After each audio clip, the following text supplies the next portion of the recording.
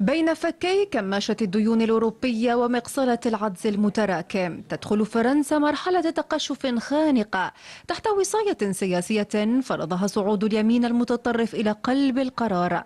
خطة تقشفية قدمها فرانسوا بايرو من خلال ميزانية سنة 2026 التي كشف عنها هذا الأسبوع كإصلاح اقتصادي، لكنها في الحقيقة انعكاس مباشر لعقيدة يمينية تقدس الأرقام وتقصي المواطن الفرنسي.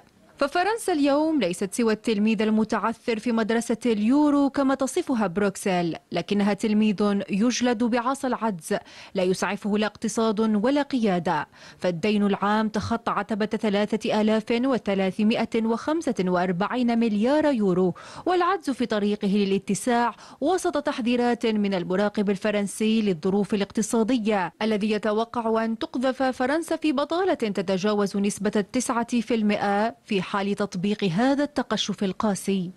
فعام 2026 مرشح ليكون السنة البيضاء، لا زيادات في التقاعد ولا إعانات اجتماعية رغم التضخم والتآكل المتسارع للقدرة الشرائية، وشرائح الضرائب تجمد، ما يعني ببساطة اقتطاعات غير معلنة من جيوب الطبقة المتوسطة وهدية مستترة للطبقات الميسرة. أما قمة التناقض فتتجلى في رفع التسعيرة الذاتية للأدوية إلى 100 يورو وعدم تعويض الموظفين المحالين على التقاعد، مع إلغاء وكالات حكومية وفرض مساهمات رمزية على أصحاب الثروات. وفي خطوة تذكر بلغة الطوارئ، تقترح خطة بايرو إلغاء يومين من العطل الرسمية، وكأن زمن المواطن بات ملكا للسوق.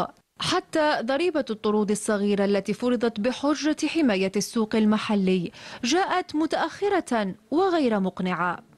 الحقيقة أن هذا التقشف ليس خيارا اقتصاديا، بل خيارا إيديولوجيا فرضه صعود اليمين الذي يرى في التضحية الاجتماعية وسيلة لحماية رأس المال لا لحماية المواطن.